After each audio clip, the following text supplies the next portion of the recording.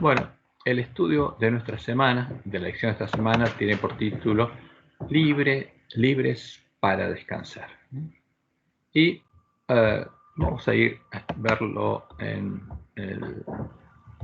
el documento que estamos preparando, que como tuve que viajar, y hoy no pensaba volver, pero tuvimos que volver, entonces el tiempo que tenía para terminar de preparar la lección, ¿no?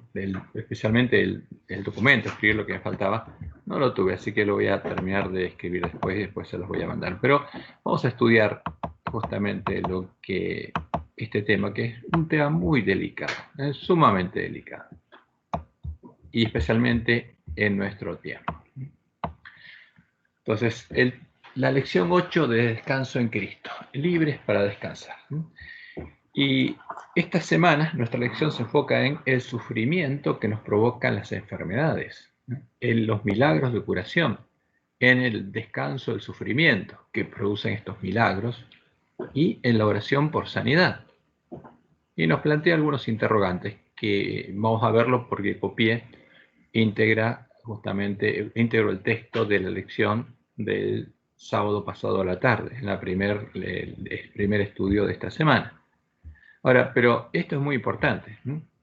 Porque se nos habla de milagros. Y nosotros estuvimos estudiando ya que Satanás va a buscar engañarnos justamente como Jesús lo anunció y como Dios lo anunció claramente, por medio de estos milagros.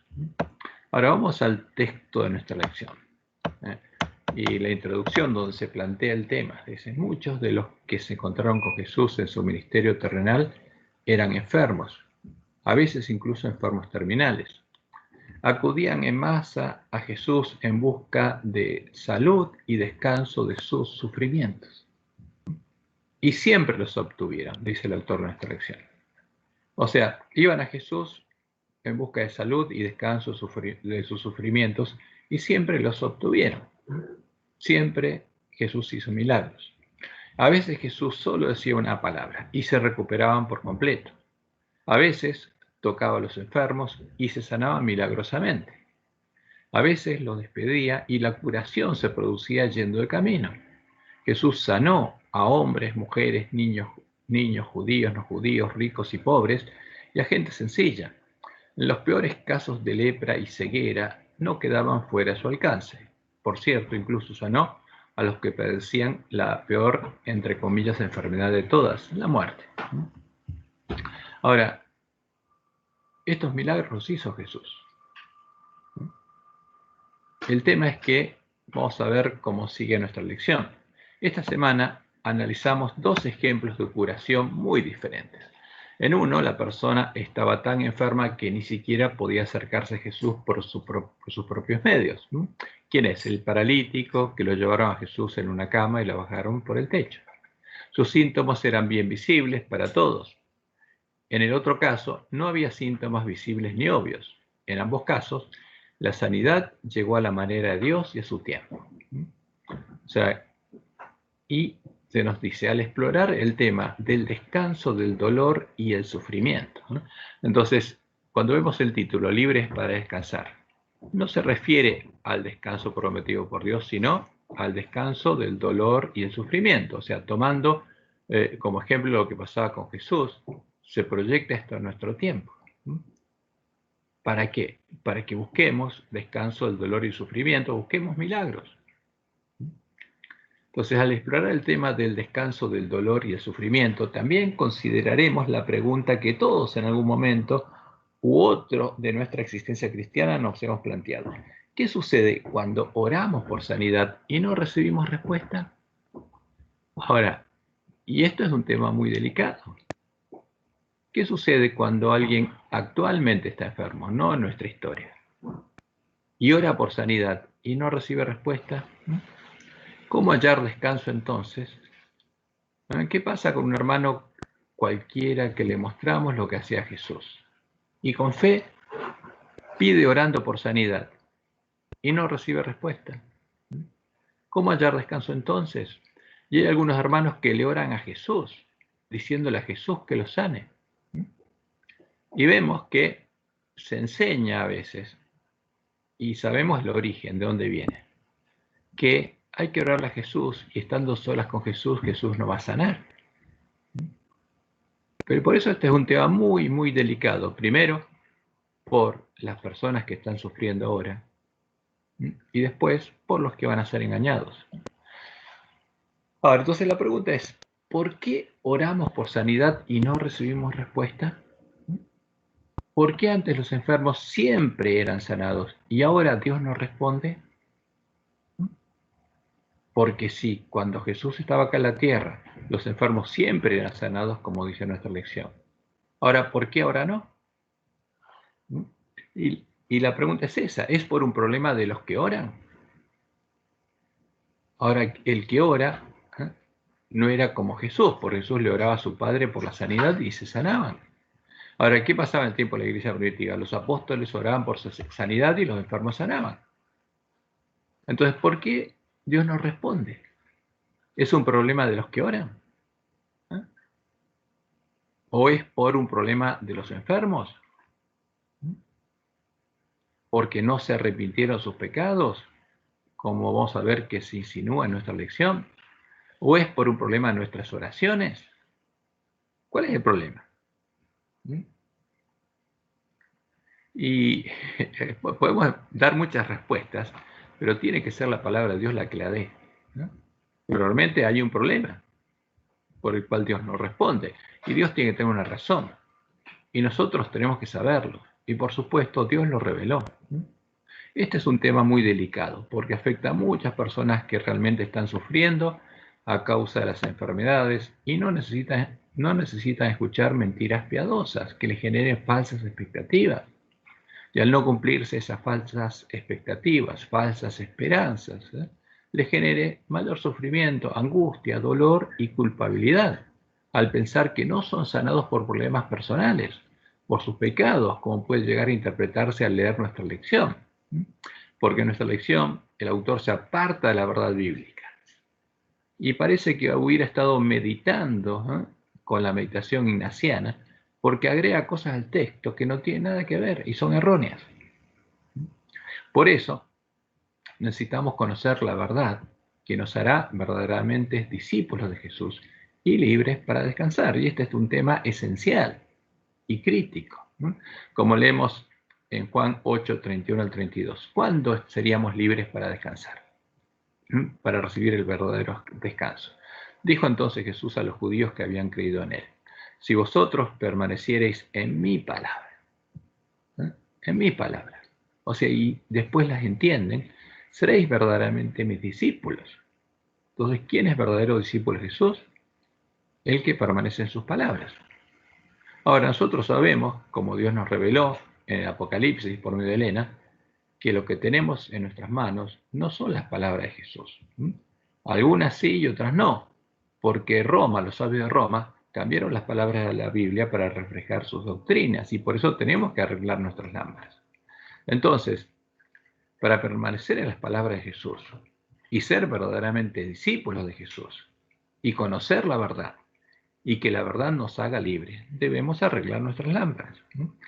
¿Y cómo las arreglamos? En forma muy sencilla. Dios no cambia y cuando Él anuncia algo o dice algo, eso no cambia. Por eso, si nos sujetamos todas las palabras de los profetas a los profetas, vamos a darnos cuenta fácilmente cuando alguna palabra de la Biblia fue cambiada por los sabios de Roma. Y eso tiene impacto específico y muy fuerte en este tema. Como veremos, hay una clara respuesta de Dios a estos interrogantes y a la siguiente pregunta: ¿cuál es el verdadero descanso prometido por Dios? Porque uno puede decir, bueno, Jesús estuvo sanando a los enfermos porque Dios estaba con él. ¿Y por qué ahora Dios nos sana? Entonces vamos primero a la pregunta, una de las preguntas importantes que tenemos que conocer. ¿Por qué Jesús y los apóstoles sanaban? Y esto tiene que librarnos del engaño. Porque la bestia y el falso profeta afirman algo falso, que Jesús sanaba con un poder propio. Pero la Biblia indica que no es así. Sino si los apóstoles sanaban, porque tenía un poder propio, no. Mientras el verdadero Jesús ejercía su ministerio, por nosotros sabemos que hay uno falso, y es el Jesús al que adoran la bestia del falso profeta. Mientras el verdadero Jesús ejercía su ministerio y sanaba milagrosamente a los enfermos de sus enfermedades físicas, no lo hacía porque ese fuera el objetivo de su misión. Porque cuando uno lee Isaías 61, lo que leyó Jesús en la sinagoga al empezar su ministerio, cuál es su misión, no incluye justamente hacer milagros de sanidad, sino se refiere a otra cosa la palabra de Dios. Y Jesús sanaba, sí, pero no porque fuera el objetivo de su misión, ni porque tuviera poderes especiales que fueran atributos de su naturaleza divina, porque fuera Dios, como dice Roma, porque Jesús era realmente hombre, porque se había hecho inferior a los ángeles, para ser en todo semejante a nosotros, a sus hermanos, y poder tomar nuestro lugar, para que, luego de redimirnos con su sangre, muriendo en nuestro lugar, nosotros pudiéramos tomar su lugar como hijos de Dios y ser transformados por Dios a su imagen, para que sea el primogénito entre muchos hermanos. Si fuera de otro modo, en su naturaleza, no podría haber sido en todo semejante a sus hermanos, como dice Roma, que tenía una naturaleza, que era divino, era Dios. No, pero eso no es así. Si hubiera conservado sus atributos divinos, porque sabemos que el verdadero Jesús es Jehová, es el único Dios verdadero, y si él hubiera conservado sus atributos divinos y no se hubiera hecho hombre inferior a los ángeles, entonces, como dice la palabra de Dios, no podría haber sido tentado tampoco. Y en su naturaleza no podría haber sido en todo semejante a nosotros, sus hermanos, e inferior a los ángeles. Y ese es el tema, esa es la clave. Entonces, para empezar conociendo la verdad, tenemos que entender la verdad sobre el verdadero Jesús. Como dice Santiago 1, del 12 al 13. Bienaventurado el varón que soporta la tentación, porque todos seríamos tentados. Porque cuando haya resistido la prueba, recibirá la corona de vida que Dios ha prometido a los que le aman. Entonces, ¿quién es bienaventurado? El varón, el hombre que soporta la tentación. Cuando alguno es tentado, no diga que es tentado de parte de Dios, porque Dios no puede ser tentado por el mal, ni él tienta a nadie. O sea, ¿quién puede ser tentado? El hombre. El varón se refiere, es genérico, hombre o mujer. El hombre puede ser tentado. Y Jesús fue tentado, pero Dios no puede ser tentado. Y esto es muy claro. El verdadero Jesús, como indica la profecía, es el Hijo de Dios y el Hijo del Hombre. Y como leemos en Hebreos, capítulo 2, del 9 al 17, pero vemos a aquel que fue hecho un poco menor que los ángeles, a Jesús. ¿Quién es menor que los ángeles? Como dice San Moliciste, un poco menor que los ángeles. ¿A quién? Al hombre. Y Jesús fue hecho hombre, un poco menor que los ángeles en su naturaleza. Pero él, ¿quién es? Es Jehová. No dejó de ser el Dios verdadero, pero hecho hombre. En su naturaleza se transformó en hombre. Y fue hecho un poco menor que los ángeles, a Jesús, coronado de gloria y de honra, a causa del padecimiento de la muerte, para que por la gracia de Dios gustase la muerte por todos. Porque convenía a aquel por cuya causa son todas las cosas, y por quien todas las cosas subsisten, que habiendo de llevar muchos hijos a la gloria. ¿A qué? A la gloria. Porque estamos destituidos de su gloria cuando caímos, y lo que él quería es redimirnos y restaurarnos a nuestro estado original. Y el primer hombre que reflejó su gloria, ¿quién fue? Jesús, el primogénito entre muchos hermanos. Y el propósito de Dios era de llevar a muchos hijos a la gloria, perfeccionarse por aflicciones al autor de la salvación de ellos. ¿A quién perfeccionó Dios? A Jesús. ¿Y por qué? Porque fue probado y en medio de las aflicciones Jesús tuvo fe, se tomó de la mano de su Padre y venció por la fe. Porque Él es el autor y ¿qué? Consumador de la fe. Porque el que santifique es lo que son santificados de uno son todos, por lo cual no se avergüenza de llamarlos hermanos, diciendo, anunciaré a mis hermanos tu nombre, en medio de la congregación te alabaré. Y otra vez, yo confiaré en él. ¿A quién alabaría en medio de la congregación de sus hermanos? A Jehová, a nuestro Dios. Y otra vez dice, yo confiaré en él. ¿En quién confiaría? En Jehová. Por eso vencería por la fe. Y de nuevo, he aquí yo y los hijos que Dios me dio. Isaías 8 dice, somos por señales y presagios en medio del pueblo de Dios. O sea, ¿quiénes? Jesús y los miembros de la iglesia primitiva. Y todos los hijos de Dios, todos los que llegan a ser de Dios. Y el autor de Hebreos es claro, fue hecho un poco menor que los ángeles, el verdadero Jesús, porque vino en nuestra carne. Así que por cuanto los hijos participaron de qué? De carne y sangre. Él también participó de lo mismo. ¿De qué? De nuestra misma carne y sangre. Y el que no participó de nuestra carne y sangre es el anticristo, no es el verdadero Jesús. Él participó de lo mismo para destruir por medio de la muerte al que tenía el imperio de la muerte, esto es, al diablo, y librar a todos los que por el temor de la muerte estaban durante toda la vida sujetos a servidumbre, porque ciertamente no socorrió a los ángeles, no se hizo ángel, se hizo inferior a los ángeles, se hizo hombre, sino que socorrió a la descendencia de Abraham, por lo cual debía ser en que en todo semejante a sus hermanos, para venir a ser misericordioso y fiel sumo sacerdote en lo que a Dios se refiere, para expiar los pecados del pueblo, pues en cuanto él mismo padeció siendo tentado. Pero Dios no puede ser tentado, por eso esto es muy claro. El anticristo queda desenmascarado con estas citas, que son muy claras. Pues en cuanto él mismo padeció siendo tentado, es poderoso para socorrer a los que son tentados. Y por eso Pablo dice lo siguiente, 1 Corintios 10, 13, no os ha sobrevenido ninguna tentación que no sea humana. Jesús, ¿qué tentaciones sufrió? Las que sufriríamos nosotros, las mismas. Ninguna tentación que no sea humana, pero fiel es Dios, que no os dejará ser tentados más de lo que podéis resistir, sino que dará también juntamente con la tentación la salida, para que podáis soportar. Y esto es importante. Jesús era hombre. Entonces, si no fue por atributos de su naturaleza, ¿cómo fue que Jesús pudo llegar a hacer muchos milagros y vencer al pecado de la carne? ¿Quién hizo los milagros de Jesús? Y justamente la respuesta es clave. Lo hizo por la fe en Dios y en su palabra. Y el que tiene la misma fe de Jesús en Dios y en su palabra va a poder seguir sus pisadas.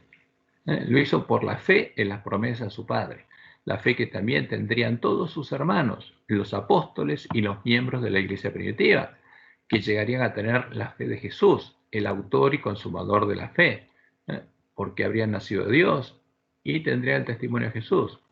Y también harían muchos milagros, como vemos en Hechos 3 del 1 al 8. Pedro y Juan subían juntos al templo a la hora novena, la de la oración, y era traído un hombre cojo de nacimiento, a quien ponían cada día a la puerta del templo, que se llamaba La Hermosa, para que pidiese limosna de los que entraban en el templo. Cuando vio a Pedro y a Juan que iban a entrar en el templo, les rogaba que les diesen limosna. Pedro, con Juan fijando en él los ojos, le dijo, míranos. Entonces él les estuvo atento, esperando recibir algo de ellos. Mas Pedro le dijo, no tengo plata ni oro, pero lo que tengo te doy. En el nombre de Jesucristo de Nazaret, levántate y anda. Y tomándole por la mano derecha le levantó, y al momento se le afirmaron los pies y tobillos, y saltando se puso en pie y anduvo, y entró con ellos en el templo, andando y saltando y alabando a Dios. ¿Por qué? ¿Quién había hecho el milagro? ¿Pedro y Juan? No. ¿Lo había hecho Jesús? No. ¿Quién lo había hecho? Dios lo había hecho. Ahora, por supuesto, Jesús, Pedro y Juan no hacían milagros porque tuvieran naturaleza divina, como lo anunciaba la profecía y lo explican las palabras de los apóstoles. Jesús hacía milagros de curación porque su corazón se conmovía con el dolor de sus hermanos y actuaba por misericordia, actuaba de acuerdo a la voluntad de su Padre, porque Dios estaba con él para sanar los enfermos. Por Jesús ejercía el ministerio de la reconciliación y Dios estaba con él, como dice Pablo en 2 Corintios 5, Dios estaba en Cristo reconciliando consigo al mundo. Ahora, Juan 3, del 1 al 2. Nicodemo veía eso y sabía que Dios estaba con Jesús, porque sabía que ningún hombre puede hacer las obras que Jesús hacía si Dios no estaba con él. Y el mismo testimonio se vería después en los miembros de la iglesia primitiva.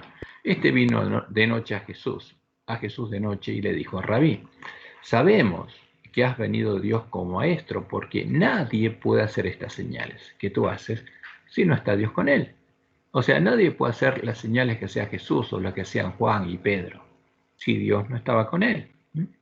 Y en Hechos 3, 10, 38, Pedro da un testimonio muy claro. Dios ungió con el Espíritu Santo y con poder a Jesús de Nazaret, y como éste anduvo haciendo bienes y sanando a todos los oprimidos por el diablo. ¿Por qué? Porque Dios estaba con él. ¿Y Pedro sanó después? Sí, porque Dios estaba con él. Ahora, ¿qué pasa con nosotros? ¿Dios está con nosotros? ¿Dios está con el ángel de la Odisea? No. Dios no puede estar con una persona que es desventurada, miserable, pobre, ciega y está desnuda. Ese es el tema. Ahora, ¿el ángel de la Odisea ora por sanidad? Sí. Y ese es un tema muy delicado que tenemos que entender para ser libres de los errores. Lucas 5, 17. Aconteció un día que él estaba enseñando y estaban sentados los fariseos y doctores de la ley, los cuales habían venido de todas las aldeas de Galilea y de Judea y Jerusalén. Y el poder del Señor estaba con él para sanar. ¿Quién estaba? ¿El poder de quién? El poder de Dios estaba con Jesús para sanar, porque Dios iba a sanar. Y como dice Jesús en Juan 8, 29, porque el que me envió conmigo está. No me ha dejado solo el Padre, porque yo hago siempre lo que le agrada. ¿Por qué lo que decía Jesús tenía poder? Porque él hacía siempre lo que le agrada a su Padre, actuaba de acuerdo a la voluntad de su Padre, como dice Juan en Juan 5, 14 y 15. Esta es la confianza que tenemos en él, que si pedimos alguna cosa conforme a su voluntad, él nos oye. Ahora, Jesús conocía la voluntad de su Padre, por eso siempre hacía lo que a él le agradaba y el poder de Dios estaba con él. Juan 10, 37, 38. Si no hago las obras de mi Padre, no me creáis. Cuando él sanaba, ¿qué estaba haciendo? Las obras de su Padre. Mas si las hago, aunque no me creáis, creed a las obras, para que conozcáis y creáis. ¿Qué cosa? Que el Padre está en mí y yo en el Padre. Porque ¿quién puede sanar? Solo Dios. ¿No crees que yo soy el Padre y el Padre en mí? En Juan 14, 10, hablando con sus discípulos. Las palabras que yo os hablo, no las hablo por mi cuenta, sino que el Padre que mora en mí, Él hace las obras. Porque Jesús era parte del templo de Jehová, era la piedra del ángulo del templo de Jehová. Luego, el mismo poder se vio en medio de la iglesia primitiva, que era el nuevo lugar del santuario de Dios, el lugar de su santuario, edificado sobre Jesús, sobre la piedra del ángulo, y con piedras vivas. Como dice Pedro en 1 de Pedro capítulo 2. Desechando pues toda malicia, todo engaño, hipocresía y envidias y todas las detracciones, o sea, desechando vuestros viejos caminos. Desead, como niños recién nacidos, la leche espiritual no adulterada, para que por ella crezcáis para salvación, si es que habéis gustado la benignidad del Señor, acercándolos dos a Él, piedra viva. ¿A quién? A Jesús, piedra viva, desechada ciertamente por los hombres, mas para Dios escogida y preciosa. Vosotros también, como piedras vivas, como hijos de Dios, recién nacidos de Dios, sed edificados como casa espiritual y sacerdocio santo, para ofrecer sacrificios espirituales aceptables a Dios por medio de Jesucristo. Por lo cual también contiene la Escritura: he aquí pongo en Sión la principal piedra del ángulo, escogida, preciosa, y el que creyere en él no será avergonzado. Para vosotros, pues, los que creéis, él es precioso. Pero para los que no creen, la piedra que los edificadores desecharon ha venido a ser cabeza del ángulo, y piedra de tropiezo y roca que hace caer, porque tropiezan en la palabra, siendo desobedientes, a lo cual fueron también destinados. Y eso era claro. Jesús y sus hermanos tenían la misma fe y el mismo testimonio. Ahora, ¿cuándo dejó de verse el testimonio de los hermanos de Jesús, de los hijos de Dios, que conocían la verdad y tenían la fe y el testimonio de Jesús? Este testimonio solo dejó de verse al final de los 1260 años en los que Dios sostuvo a su iglesia en el desierto, mientras era perseguida y desolada por el dragón y su mujer, por los gentiles romanos, hasta que el lugar santuario y la verdad fueron echados por tierra por el hombre de pecado. Y esa profecía se cumplió y la podemos ver en la historia. Como leemos en Daniel 7:25, y hablará palabras contra el Altísimo y a los santos del Altísimo quebrantará, porque Satanás lo usaría para asesinar al pueblo de Dios, para que se embriagara de la sangre de los mártires de Jesús. Y Daniel 8:23 y 24. Cuando los transgresores lleguen al colmo, se levantará un rey altivo de rostro y entendido en enigmas, y su poder se fortalecerá, mas no con fuerza propia, y causará grandes ruinas y prosperará, y hará arbitrariamente, y destruirá a los fuertes y al pueblo de los santos. ¿Qué haría con el pueblo de los santos? Los destruiría. ¿Cómo echaría por tierra el lugar santuario de Dios y la verdad? Asesinando al pueblo de Dios. Destruirá al pueblo de los santos. Daniel 8, 9 al 12, y se engrandeció hasta el ejército del cielo, hasta el reino de Dios, y parte del ejército de las estrellas echó por tierra y las pisoteó. Aún se engrandeció contra el príncipe de los ejércitos, contra el primogénito entre muchos hermanos, y por él fue quitado el continuo, la obra de Cristo. ¿Cuándo? ¿Cuándo fue quitado el continuo? A comienzo del siglo IV, cuando vino la apostasía de Balaam. Ahí fue quitado el continuo. ¿Y qué pasó cuando fue quitado el continuo? Sacerdotes paganos fueron nombrados como cristianos y empezaron a perdonar pecados. Y se negó la obra de Dios y de Jesús en el santuario. Y el lugar de su santuario fue echado por tierra. Y no solamente se negó la obra de Jesús, sino fue asesinado el pueblo de Dios. Y a causa de la prevaricación le fue entregado el ejército junto con el continuo, y echó por tierra la verdad e hizo cuanto quiso y prosperó. Y acá tenemos un ejemplo de lo que hizo Roma con la Biblia. La palabra sacrificio no existe en el hebreo, pero los lobitos que están por ahí metidos en las sociedades bíblicas agregaron estas palabras para sostener sus falsas interpretaciones. Pero cuando ponemos línea sobre línea toda la palabra de Dios, sale claro cuál es la verdad. Ahora, si la verdad fue echada por tierra, ¿qué pasó después? Se perdió el conocimiento de la verdad.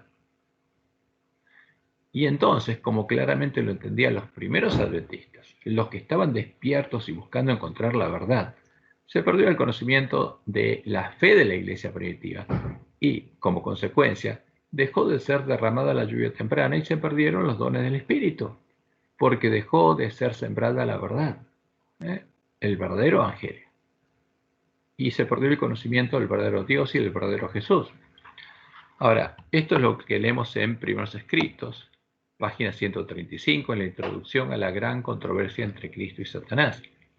La predicación y la creencia en que en el evangelio primitivo, el verdadero evangelio, irán siempre acompañadas de la misma ayuda espiritual. El mandato dado a los apóstoles pertenecía a la edad cristiana y abarcaba toda la expansión de ella. Por consiguiente, los dones se perdieron, claro que sí. Porque cuando Roma terminó de asesinar al pueblo de Dios y echó por tierra la verdad y dio muerte a los dos testigos, el pueblo de Dios quedó cautivo en Babilonia y tenía nombre que vivía, pero estaba muerto. No había nacido Dios y no tenía el poder de Dios y no tenía vida, no eran piedras vivas. Y el pueblo adventista lo sabía, por eso escribieron esto, por consiguiente, los dones se perdieron únicamente por causa de la apostasía y volverán a vivir con el revivimiento de la fe y prácticas primitivas. Y esa era la esperanza del pueblo adventista, porque el pueblo adventista tenía una misión, tenía que recuperar el conocimiento de la verdad. ¿Para qué? Para volver a recibir justamente los dones que recibía la iglesia primitiva, empezando por el don del Espíritu Santo de la promesa. Ahora, ¿tiene el ángel de la Odisea la fe y el testimonio de Jesús? No, de ninguna manera, Alguien que es desventurado, miserable, pobre, ciego y está desnudo, conoce la verdad y tiene la fe y el testimonio de la iglesia primitiva. Ahora, ¿por qué está desnudo? Porque no conoce la verdad y sus oraciones no pueden ser contestadas por Dios. No puede ser justificado sus pecados y por eso está desnudo. ¿Mm? ¿Es justificado el ángel de la Odisea cuando ora? No. ¿Por qué? Y eso es claro cuando uno estudia por qué. ¿Pueden ser contestadas sus oraciones pidiendo sanidad? No, tampoco pueden ser contestadas por Dios, pero sí pueden ser contestadas por otra persona. Ese es el problema. No pueden ser contestadas por Dios, pero sí pueden ser contestadas por otra persona. ¿Y por qué la otra persona no contesta? Porque Dios se lo impide hasta que su pueblo escuche el mensaje que tiene que escuchar, el mensaje de Elías. Ahora, ¿cuándo llegaríamos a ser libres para descansar? Y esto es importante que lo entendiéramos. ¿Por qué? Porque el pueblo antista está engañado, y eso es lo que Dios anunció que pasaría. El primer trabajo que Dios le dio al pueblo adventista antes de que se durmiera es el de recuperar el conocimiento de la verdad, reparando la brecha hecha por el Papa a la Santa Ley de Dios para que los lugares asolados pudieran ser reedificados. Y le mostró a Elena, la de White, que en su última generación el pueblo adventista llegaría a entrar por la puerta estrecha y a andar por el sendero angosto que está muy por encima del mundo. El camino que iluminaría la luz del clamor de medianoche. Como nosotros sabemos, y estas citas las leímos muchas veces, el Papa hizo una brecha al Santa Ley de Dios, pero vi, dice Elena, que había llegado ya plenamente el tiempo en que esta brecha tiene que ser reparada ¿por quién? Por el pueblo de Dios. ¿Dios conoce la verdad? Sí. ¿Nos revelaría la verdad en forma, milagrosa?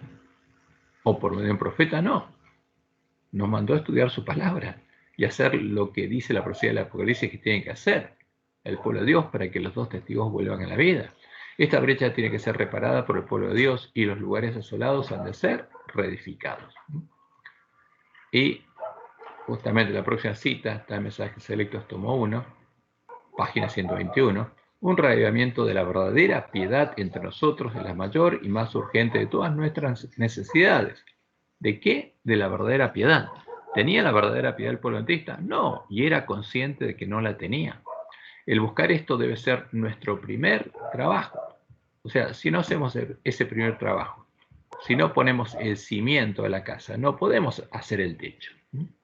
Debe haber un esfuerzo ferviente para obtener la bendición del Señor, no porque Dios no esté dispuesto a otorgarnos su bendición, sino porque no estamos preparados para recibirla.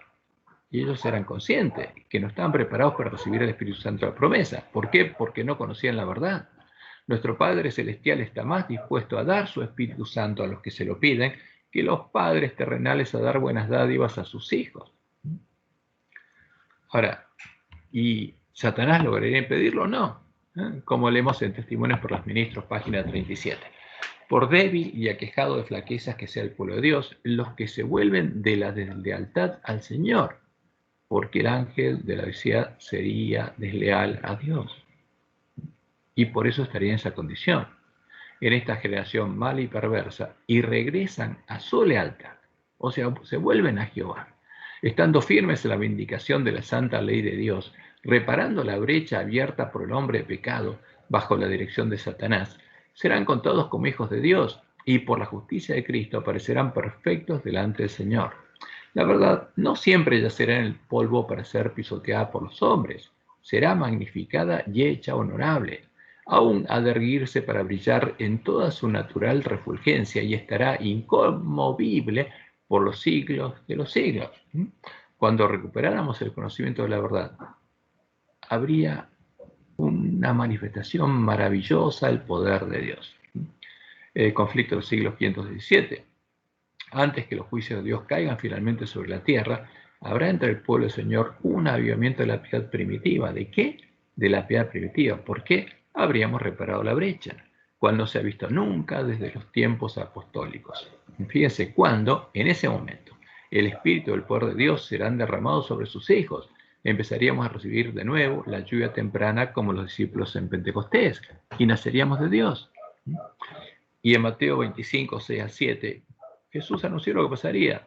El pueblo adventista, las vírgenes que salieron a recibir al esposo se dormirían todas, pero serían despertadas antes de que Jesús justamente viniera. Y a la medianoche se oyó un clamor: aquí viene el esposo, salid a recibirle. Entonces todas aquellas vírgenes se levantaron y arreglaron sus lámparas. ¿Qué hicieron? Tienen que arreglar sus lámparas. Tienen que entender lo que pasó con los dos testigos y tienen que cumplir lo que dice la profecía para que los dos testigos vuelvan a la vida y iluminen su camino. Como Dios le mostró, lean en Primeros Escritos, página 13 al 15, primera visión que Dios le mostró. Y es una promesa hermosa. Alcé los ojos y vi un sendero recto y angosto trazado muy por encima del mundo. El pueblo adventista andaba por ese sendero, en dirección a la ciudad, que se veía en su último extremo. ¿Y qué pasa cuando llegamos a la ciudad? Entramos por las puertas de la ciudad y recibimos el sello de Dios. En el comienzo del sendero, detrás de los que ya andaban, había una brillante luz que, según me dijo un ángel, era el clamor de medianoche. Esta luz brillaba a todo lo largo del sendero y alumbraba los pies de los caminantes para que no tropezaran. Delante de ellos iba Jesús guiándolos hacia la ciudad, y si no apartaban los ojos de él, iban seguros. Ahora, ahí tenemos que fijarnos, ¿qué pasaría en este tiempo? Porque antes no habría milagros en medio del pueblo de Dios. Por lo menos Dios no los haría Dios. Pero ¿qué pasaría en este tiempo? ¿Habría milagros? Y vamos a ver eso. ¿Cuándo empezaríamos a andar en este camino angosto? Cuando leyéramos y oyéramos las palabras de la profecía, arregláramos nuestras lámparas, buscáramos y encontráramos la puerta estrecha, entráramos por ella al reino de Dios y naciéramos de Dios. Entonces volvería a predicarse el Evangelio eterno, el Evangelio del reino de Dios. Sería derramada nuevamente la lluvia temprana que hace germinar y crecer a la verdadera semilla de trigo. Y volvería a existir un pueblo que tuviera la fe y el testimonio de la iglesia primitiva, la fe y el testimonio de Jesús. Como leemos en Apocalipsis 14, 6 al 7, vi volar por el medio del cielo otro ángel que tenía el Evangelio eterno, tenía la verdad echada por tierra, la tenía, para predicarlo a los moradores de la tierra, quien primero al pueblo de Dios y después a toda nación, tribu, lengua y pueblo, diciendo a gran voz: temed a quien, a Jehová, y dadle gloria, porque la hora de su juicio ha llegado, o está por llegar la puesta del sol del día 9, cuando se va a cerrar, ¿qué cosa? La puerta de la gracia para las vírgenes insensatas, y va a llegar el día del juicio, el día de la expiación para los vivos. Y adorad a aquel que hizo el cielo y la tierra, el mar y las fuentes de las aguas. Adoren a Jehová, porque en 6 días hizo Jehová los cielos y la tierra.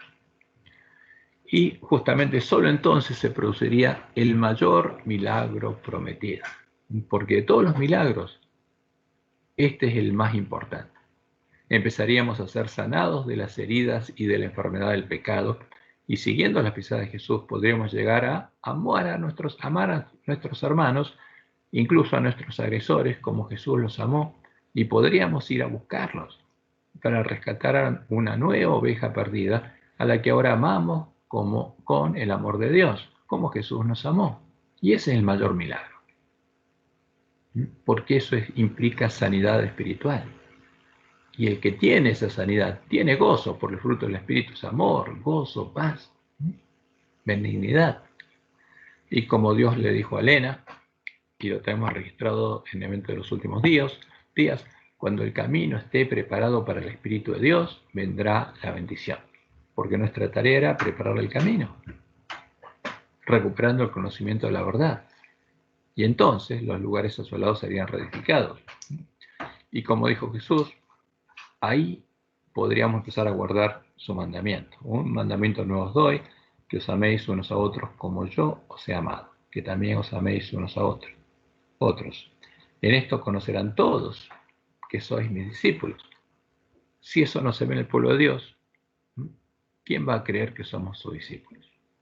Si cree que somos sus discípulos y no tenemos el amor de Dios, creyó en un verso. En esto conocerán todos que sois mis discípulos, si tuviereis amor los unos con los otros. Y como dice Juan en 1 Juan,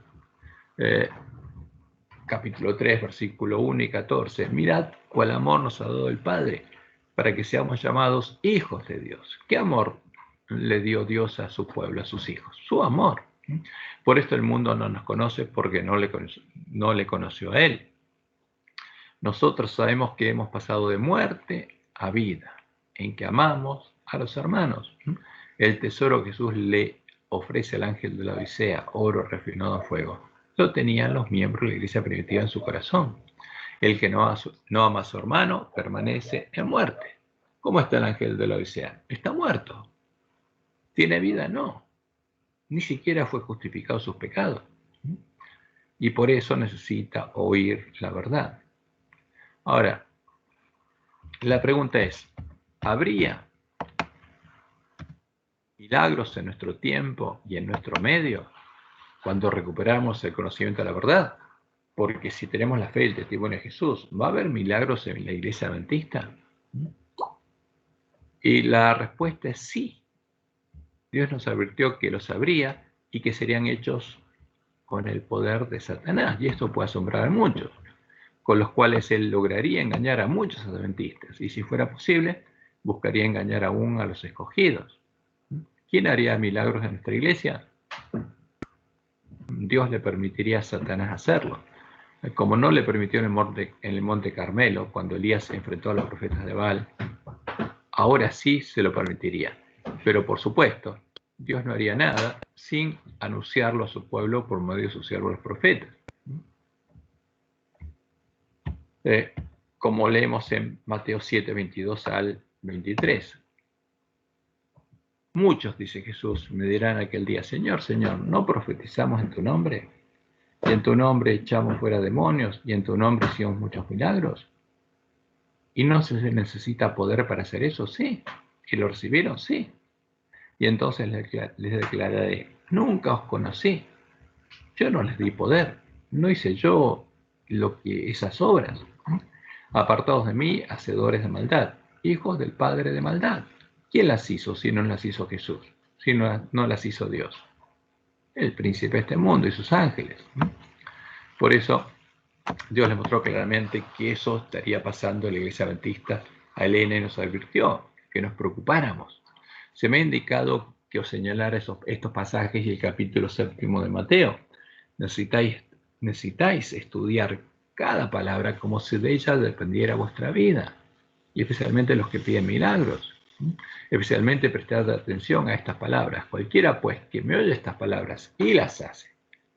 Jesús, ¿qué dijo? Busquen la puerta estrecha, no entren por la puerta ancha, porque frente a nosotros estaría la puerta ancha. Le compararé a un hombre prudente que, cuando encontró la puerta estrecha, edificó su casa sobre la roca, sobre la peña, sobre Jehová. Y descendió lluvia, y vinieron ríos, y soplaron vientos, y combatieron contra aquella casa, y no cayó, porque estaba fundada sobre la roca, sobre Jehová. Y cualquiera que me oye estas palabras y no las hace, y entra por la puerta ancha, le compararé a un hombre insensato que edificó su casa sobre la arena, no sobre la roca, como Dios anunció, sobre la falsa roca que son dioses. Y descendió lluvia, y vinieron ríos, y soplaron vientos, se hicieron ímpetu en aquella casa, y cayó, y fue grande su ruina. Por eso dice Elena, muchas casas que ahora se creen seguras, caerán. Y es una advertencia terrible para el pueblo adventista. Muchos adventistas que ahora se creen seguros, caerán. El Señor declara que Él no acepta un servicio dividido. ¿Por qué? ¿A quién estaría adorando el ángel de la Odisea? ¿A Jehová? No. ¿A quién? Al Dios de los lobos vestidos de ovejas. A ver, conflicto de los siglos 517, es la cita que leímos, que en medio del pueblo de Dios abrió un avivamiento de la piedad primitiva cuando no se ha visto nunca desde los tiempos apostólicos. Y por supuesto, Satanás lo sabe. El enemigo de las almas desea impedir esta obra, y antes que llegue el tiempo, para que se produzca tal movimiento, porque el avivamiento produciría un movimiento, el clamor de medianoche produciría un movimiento de la iglesia adventista, tratará de evitarlo introduciendo una falsa imitación.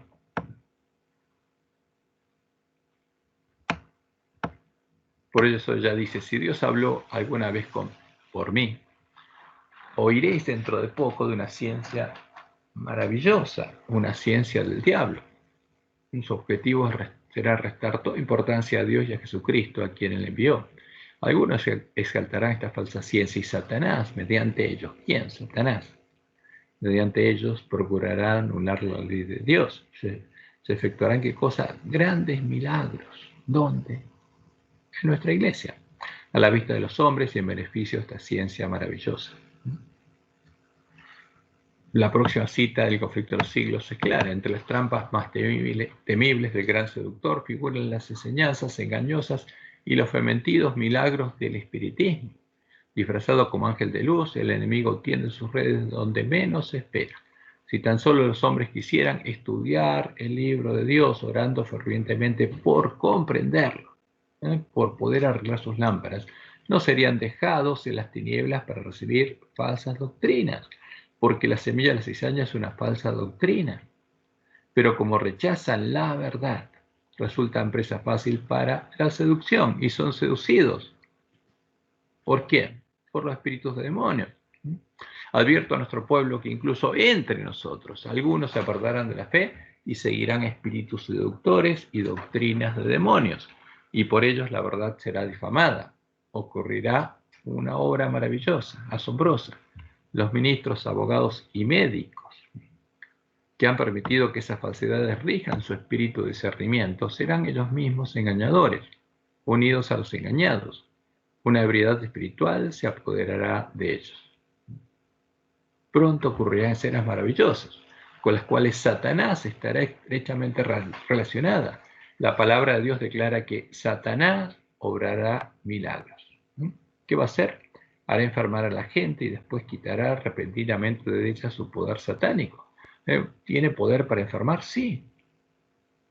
¿A quién va a enfermar? Los adventistas. Eso hará que se considere sanados a los enfermos. Estas obras de curación aparente pondrán a prueba a los adventistas. ¿Y para qué Satanás va a hacer milagros? Para confirmar a los hombres en el error. ¿Por qué? Porque necesita que la gente sea engañada por sus siervos, para que veamos que los que predican la mentira tienen poder, y los que vean eso sean engañados y los sigan y entren por la puerta ancha. Algunos adventistas del séptimo día serán tentados a recibir estas cosas portentosas como si procedieran de Dios.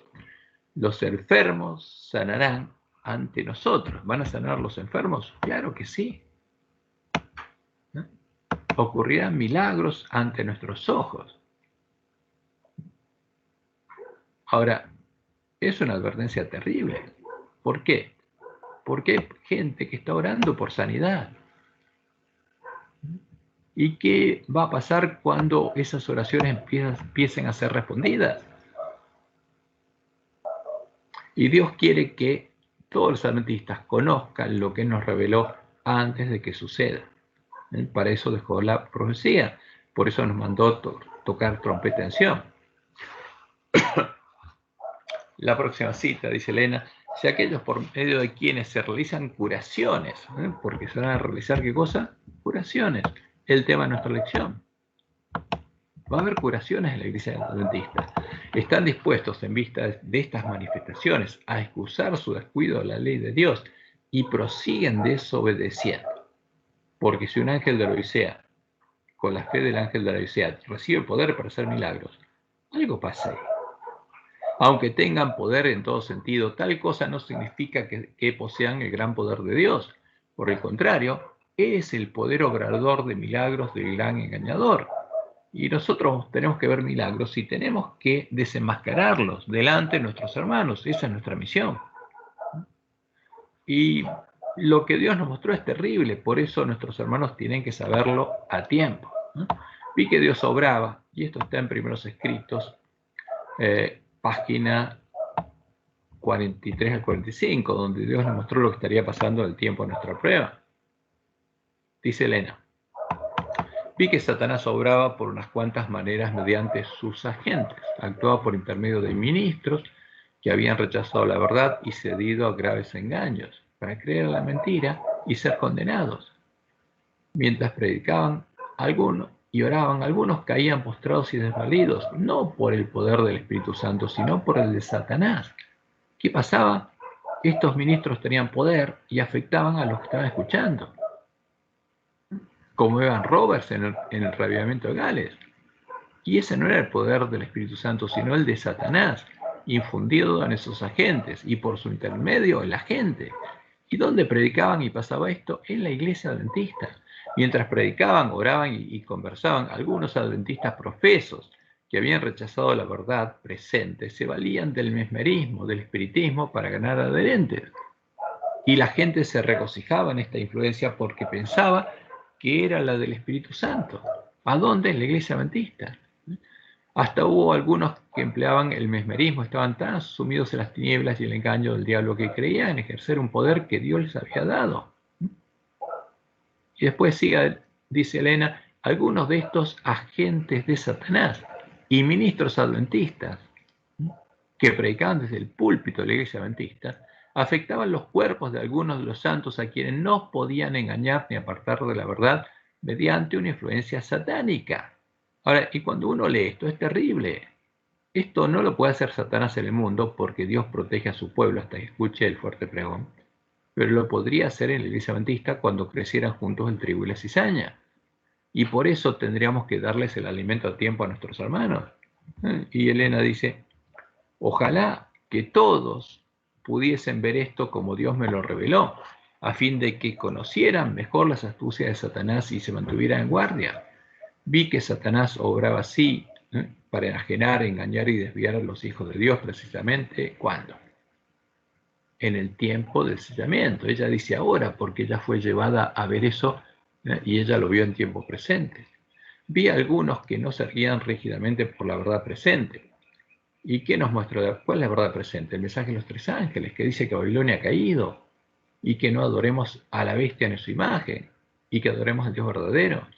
Las rodillas les temblaban y sus pies resbalaban porque no estaban firmemente asentados en la verdad. Y mientras estaban así temblando, la cubierta del Dios omnipotente no podía extenderse sobre ellos. Satanás probaba cada una de sus artes para sujetarlos donde estaban. ¿Dónde estaba Satanás? En la iglesia adventista. ¿Dónde estaban los demonios? En la iglesia adventista. ¿Y qué estaban buscando? Sujetar al pueblo de Dios donde estaban hasta que hubiese pasado el sellamiento, hasta que la cubierta se hubiese corrido sobre el pueblo de Dios y ellos hubiesen quedado sin refugio que los protegiera de la ira ardiente de Dios y las 7 últimas plagas. Dios ha comenzado a correr esta cubierta sobre su pueblo y ella será extendida sobre todos los que han de tener refugio en el día de la matanza. Dios obrará con poder en favor de su pueblo. ¿Va a actuar con poder? Por supuesto que sí. ¿Está actuando con poder? Por supuesto que sí. Y a Satanás también se le permitirá obrar. Ahora, ¿cómo obrará Dios? ¿Como Satanás? No. Cuando Dios le permita obrar a Satanás, ¿qué va a hacer? Milagros, como Jesús lo advirtió. ¿Y Dios? Vamos a ver lo que Dios nos dijo. Vi que las señales, los prodigios y las falsas reformas aumentarían y se extenderían. ¿Y quién haría todo esto? Satanás y sus ángeles, guiando a hombres impíos. Las reformas que me fueron mostradas no eran del error a la verdad. Las reformas que se llevarían adelante en la iglesia adventista, en conjunto, nunca serían del error a la verdad en el tiempo de la última generación. Mi ángel acompañante me invitó a buscar el trabajo del alma que solía manifestarse en favor de los pecadores. Lo busqué, pero no pude verlo, porque ya pasó el tiempo de la salvación de ellos. Terrible. Ahora, nosotros vamos a ser probados y sellados en medio de esto. Y lo veríamos, y lo estamos viendo. Por eso Elena dice, Evento de los Últimos Días, página 17, acudid a Dios por vosotros mismos, personalmente, clama a mí y yo te responderé, dice Dios. Orad por iluminación divina, para estar seguros de que realmente conocéis la verdad que nos hace libres, a fin de que cuando se despliegue el poder portentoso y obrador de milagros, porque se va a manifestar, y el enemigo venga como ángel de luz, distingáis entre la obra genuina de Dios y la obra de imitación de los poderes de las tinieblas. Y Satanás va a obrar. ¿Y está obrando? Sí está obrando. Por eso, para que no fuéramos engañados, Dios nos indicó que Él obraría de una forma muy distinta. Obraría con poder, pero de una forma muy distinta a la de Satanás y sus ángeles en el tiempo de nuestra prueba. Fíjense lo que dice Elena, Evento de los Últimos Días, página 173. La forma como Cristo obró consistió en predicar la palabra y en aliviar los sufrimientos mediante obras milagrosas de curación. Pero se me ha dicho que, ¿qué se le dijo? Que hoy no podemos obrar en la misma forma. O sea, el pueblo adventista no podría obrar como Jesús y los discípulos y la iglesia primitiva, porque Satanás ejercerá su poder realizando milagros. Entonces, ¿qué confusión habría en la iglesia adventista si uno hace un milagro, otro, y fuera una competencia de milagros? Sería terrible. Ahora, pero el que cree en un milagro no tiene fe, porque la fe viene por el oír y el oír la palabra de Dios. Y la fe es la certeza de lo que se espera, la convicción de lo que no se ve. Si alguien cree en la mentira porque ve un milagro, fue engañado. Dios no va a hacer milagros para que creamos en la verdad.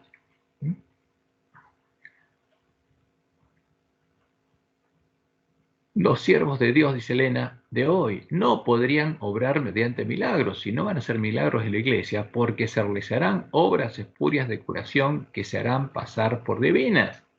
Y por eso hay que tener mucho cuidado cuando se habla de orar por curación, oraciones de curación, como habla nuestra lección, porque eso le prepara el camino a quién, a la manifestación del príncipe de este mundo para engañar al pueblo de Dios.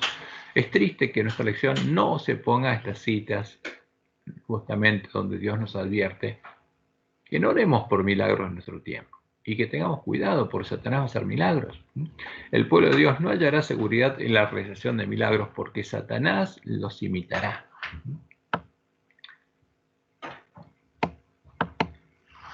Y otra cita más, justamente, entre las trampas más temibles del gran seductor figuran las enseñanzas engañosas y los fementidos milagros del espiritismo. Disfrazado como ángel de luz, el enemigo tiende sus redes donde menos se espera.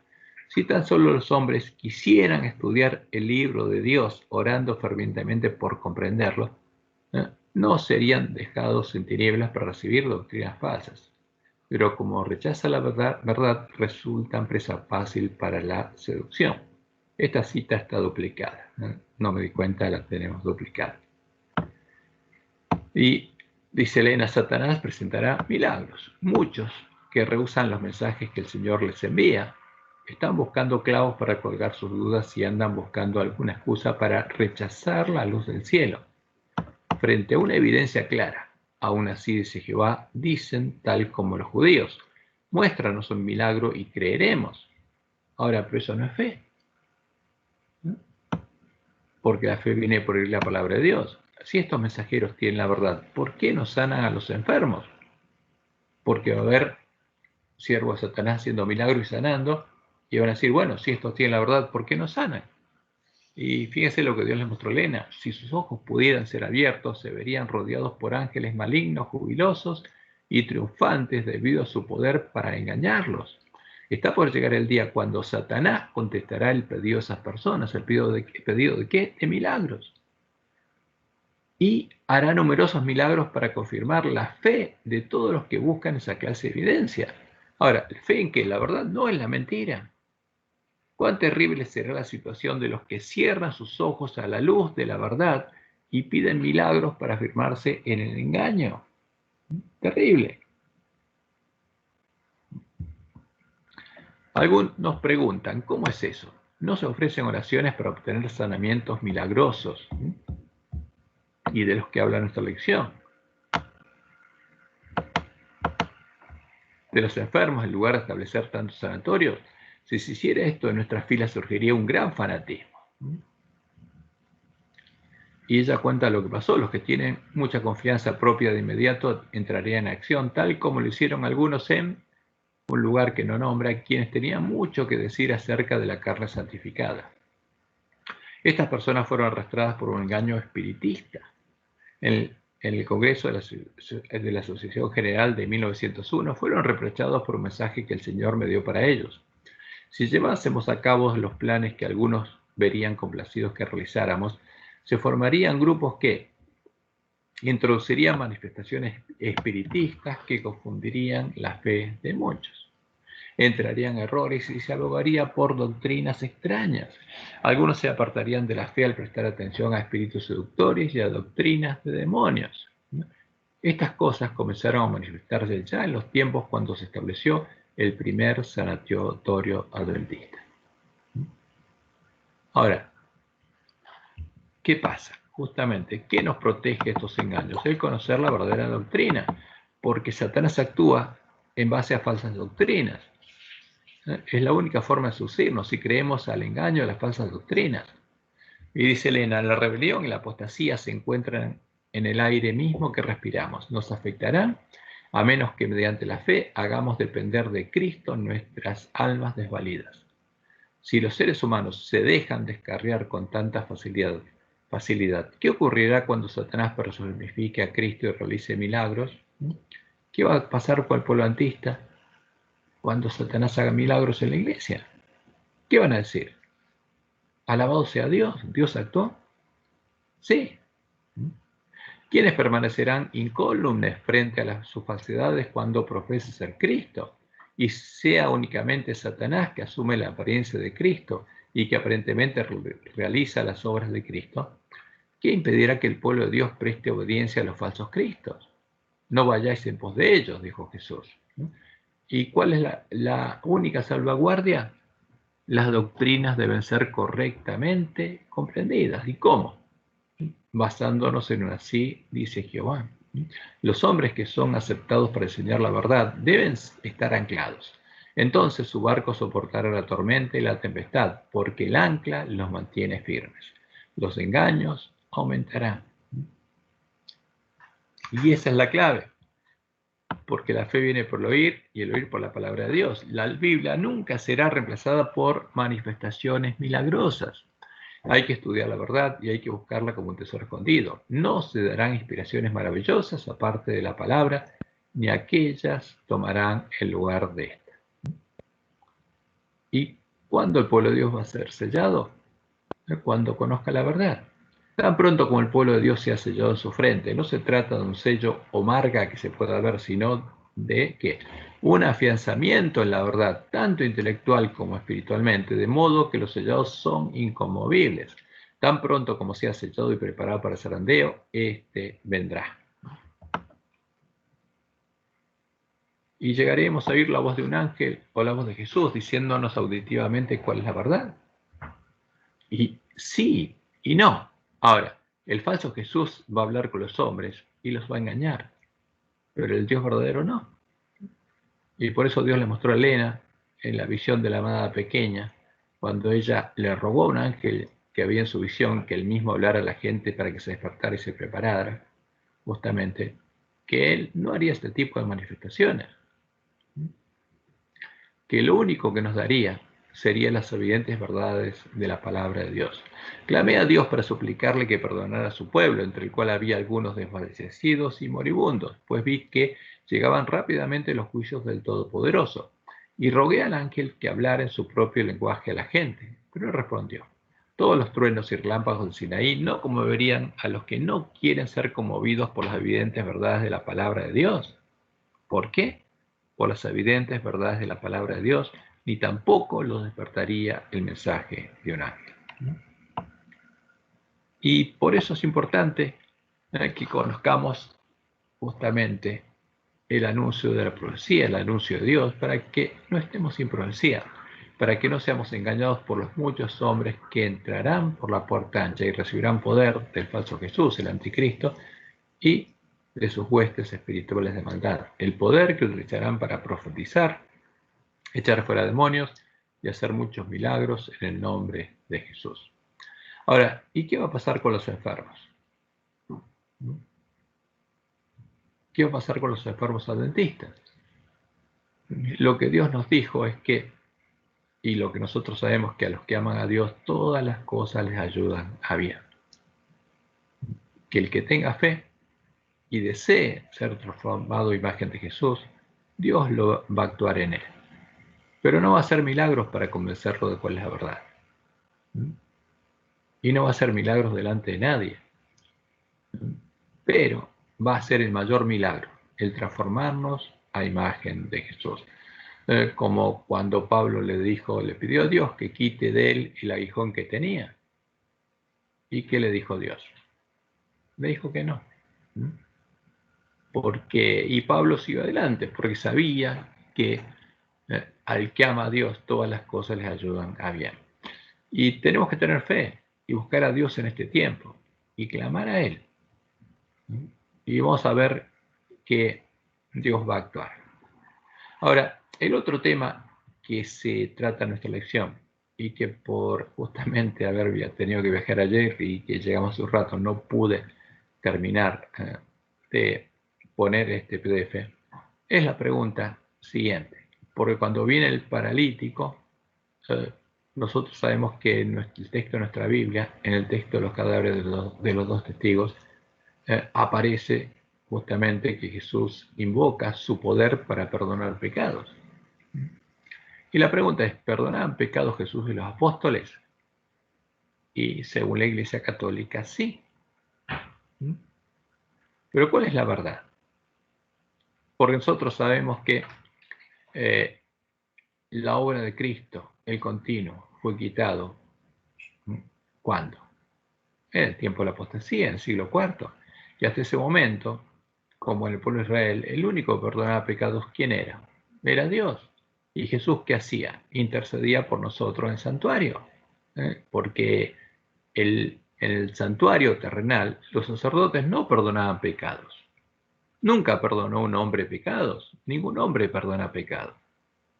Y en el templo del Nuevo Pacto, tampoco. El único que perdona es Dios. ¿Y qué hace Jesús? Intercede por nosotros.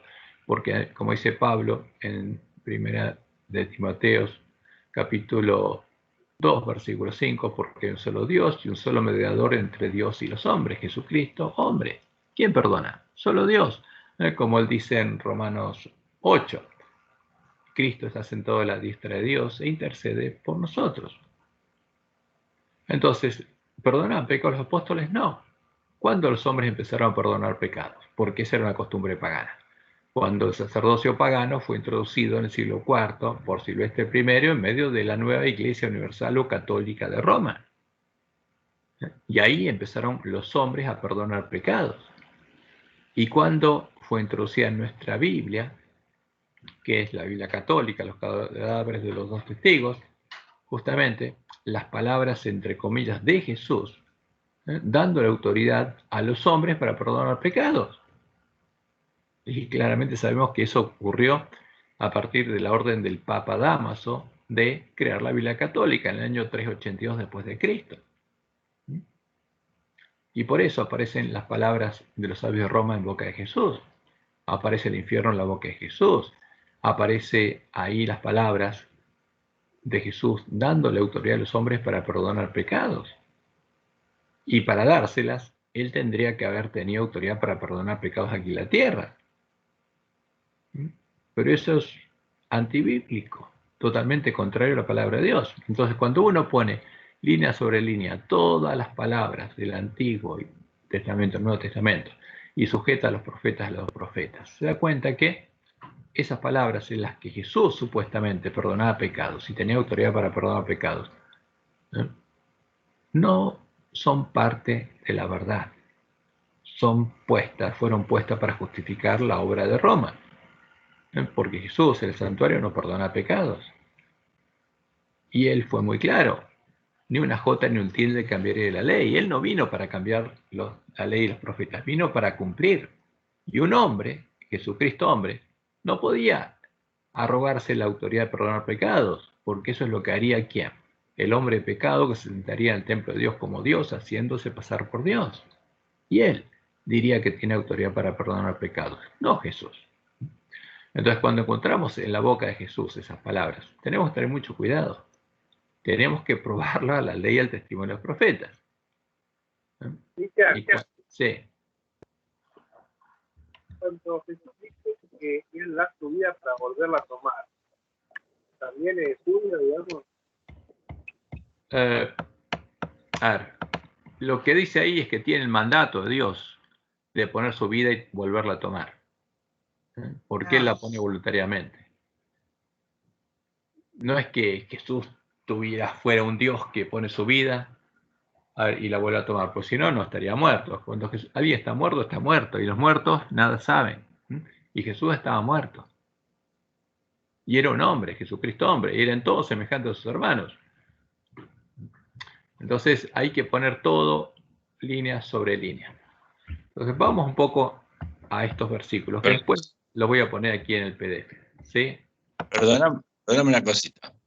O sea que la hermana Elena de White, ya sabemos que ella no tenía toda la luz, pero hay todo un capítulo que ella le dedica a este tema del hombre este que bajaron los amigos, y ella dice que miró a toda la gente que estaba ahí, y entonces cuando la famosa frase de Jesús, que él miró el corazón de ese hombre, y lo que ese hombre en realidad necesitaba que le perdonaran sus pecados. Entonces, él veía a todos los fariseos que estaban ahí presentes, y entonces les hizo la gran pregunta: ¿qué es más importante para este hombre? ¿Que sus pecados sean perdonados o que pueda andar? Y entonces la famosa frase de él que le dice: a ti te digo, tus pecados te son perdonados, y ahora toma tu lecho y anda, ¿no? Y eso es un capítulo, te digo, completo, que le dedica a la hermana de Guay al análisis de eso, y ella habla concretamente que ese hombre necesitaba, lo más importante para él era que le perdonaran sus pecados. Y bueno, y entonces, viste, medio como que te deja en un tembladeral. Entonces, como ella dijo, hay que poner todas sus palabras a la luz de la luz mayor. A ver, por supuesto que todo lo que necesitan los hombres, más que sanidad física, es sanidad espiritual. Lo más importante es que nos perdone nuestros pecados. Ahora, cuando Jesús sanaba, y no sabemos, porque no tenemos los originales, por supuesto le puede haber dicho al hombre, ¿qué cosa? Al pecador, porque él sabía la voluntad de su padre. Por supuesto, tus pecados van a ser perdonados. Pero ¿qué hacía Jesús? Los mandaba a pedirle, como cuando alguien dice, cuando alguien lleva su ofrenda al altar, si se acuerda, ¿no?, de que tiene un problema con su hermano, deje la ofrenda y vaya, cumpla la ley, y entonces vaya al templo y va a ser perdonado. ¿Quién lo va a perdonar? ¿Jesús? No, no me traigan la ofrenda a mí, decía él. ¿A quién se la llevan? A mi Padre. Entonces, cuando Jesús hablaba con los enfermos, y algunos estaban angustiados, porque en ese tiempo muchos, había una tradición que decían que alguno había pecado y por eso estaba enfermo. Parecía la Iglesia Católica de ahora. Entonces, si alguien está enfermo, es porque Dios lo está castigando. Y es una locura. Y Jesús vino a deshacer ese engaño. Entonces, si ese paralítico estaba angustiado porque pensaba que justamente estaba enfermo, porque Dios lo estaba castigando, lo que Jesús le habrá dicho es justamente eso: no te preocupes, tus pecados van a ser perdonados. Ahora, levántate y anda al templo a presentarte como a los leprosos. Vayan al templo a presentarse a los sacerdotes y den gracias a Dios, y anda a presentarte a Dios, que tus pecados van a ser perdonados. Y esa es la seguridad. Nosotros podemos decirle lo mismo a cualquiera cuando predicamos el Evangelio. Ahora, si sos sincero, tus pecados van a ser perdonados, no porque nosotros perdonemos pecados, sino porque sabemos que Dios lo va a perdonar, porque esa es la promesa de Dios, y esa promesa es segura. Podemos decir lo mismo. Ahora, la frase que usa Jesús allí dice: para que vean que el Hijo del Hombre tiene poder en la tierra y en el cielo para perdonar pecados, a ti te digo, dice eso, para que vean que tiene él poder. Bien, pero esas palabras hay que ponerlos a la ley del testimonio de los profetas. Seguro, lógico, yo también lo tengo claro, pero andáselo a entender a alguien que no tiene claro todo esto. Y tiene que arreglar su lámpara. Tiene que arreglar su lámpara, porque si no arregla su lámpara, no puede conocer la verdad. Entonces, ¿cómo hacemos nosotros con ese caso? Lo vamos a poner claramente en el PDF. Por ejemplo, ¿quién empezó a perdonar pecados? Roma. ¿Cuándo? El siglo IV. Porque es una práctica pagana. Pero el pueblo de Dios, ¿algún hombre perdona pecados? ¿Sacerdote perdona pecados? No, nunca. Por ejemplo, Juan 20. Acá está, esto es un caso típico y claro donde vemos justamente la introducción de las palabras de los sabios de Roma. Jesús se encuentra con María y le dice: no me toques, porque aún no he subido a mi Padre Mas ve a mis hermanos y diles, subo a mi Padre y a vuestro Padre, a mi Dios y a vuestro Dios. ¿A quién subo? A mi Dios. Fue entonces María Magdalena para dar a los discípulos las nuevas de que había visto al Señor y que Él le había dicho estas cosas. Cuando llegó la noche de aquel mismo día, el primero de la semana, estaban las puertas cerradas en el lugar donde los discípulos estaban reunidos por miedo de los judíos. Vino Jesús y puesto en medio de ellos le dijo, paz a vosotros. Y cuando les hubo dicho esto, les mostró las manos y el costado, y los discípulos se regocijaron viendo al Señor. Entonces Jesús les dijo, paz a vosotros. Como el Padre envió, así también yo os envío. Y habiendo dicho esto, sopló y les dijo, recibid el Espíritu Santo. Pero esto es un verso. Nosotros sabemos que Jesús estuvo 40 días. Primero se apareció a los discípulos en el camino de Emaús y después estuvo 40 días abriéndoles el entendimiento para que entendieran lo que ellos no entendían. Y Jesús les había prometido que ya no les hablaría por parábolas. ¿Y podían recibir ellos el Espíritu Santo? No, si no conocían la verdad, ni sabían para qué. Y cuando subió al cielo, 40 días después, les dijo que se quede en Jerusalén y que iban a recibir el Espíritu Santo dentro de pocos días. Entonces, ¿lo recibieron cuando Jesús resucitó? No, esto es un verso. Esto es contrario a todo lo que dice la Biblia y contrario a las palabras de Jesús. Este es un verso puesto por Roma. ¿Y ahora qué agrega? La autoridad para perdonar pecados. A quienes remitiereis los pecados les son remitidos, y a quienes se los retuviereis les son retenidos. Entonces, si Roma no te perdona, nadie te puede perdonar. Y esto es un verso, esto es una mentira, y es alevoso. Entonces, cuando uno pone línea sobre línea estas palabras, es claro. Ahora, Jesús no puede delegar una autoridad de perdonar pecados si Él no la tiene. Si el Hijo del Hombre perdonó pecados y a los discípulos le dio autoridad de hacer lo mismo, entonces los hombres tienen autoridad para perdonar pecados. Pero es un verso. ¿Los hombres pueden perdonar pecados? No. Es una locura. Ese es el tema. ¿A quién remitieres los pecados les son remitidos y a quienes se los retuvieres les son retenidos? Y en Mateo 16 aparece ahí ese que le dice a Pedro que él tiene las llaves del reino. Pero Jesús en Apocalipsis dice que no. Y que todo lo que él ate y desate en la tierra, o desate en la tierra, será todo en el cielo, etc. Pero es un verso. Esa, sí. Esa parte que estás recordando, Cristian, a mí me hizo siempre mucho ruido. Lo que ates será atado acá y en el cielo, te doy la llave y todo eso. Siempre me hizo mucho ruido a mí. O sea, más allá de este, que yo no conocía todo esto de que estamos estudiando, ¿no? Ajá. Antes, mucho antes, ¿no? Inclusive los escudos papales y el escudo de la Ciudad del Vaticano tiene esas dos llaves, la de oro y la de plata. Claro. Y que ellos dicen que es la autoridad de atar y desatar en cielo e infierno, claramente. Ahora, Sí. pero, ¿qué dice Jesús? Le dice a los hombres que ellos, y la obra de Dios, y la obra de Él en el santuario celestial, como nuestro intercesor, no, los hombres acá directamente. Pero esto es la obra, esto es lo que Satanás introdujo en el tiempo de la apostasía. Pero ahora está reflejado acá como si Jesús lo hubiera hecho. Como si Jesús es el que quitó el continuo. O sea, quitó de medio a su Padre, que perdona los pecados, y ahora a los hombres dice, bueno, perdona usted los pecados. Y Dios, pero Jesús enseñó otra cosa. ¿Qué Fueron enseñó? muy audaces con eso. Bueno, pues son caraduras, pero así son mentirosos y son así, son hijos del príncipe de este mundo. Ahora, ¿pero qué enseñó Jesús? Que cuando nosotros tenemos que orar, ¿a quién le tenemos que orar? A nuestro Padre, en secreto. ¿Y qué tenemos que pedirle a Él? Que nos perdone nuestros pecados. ¿A quién? A nuestro Padre.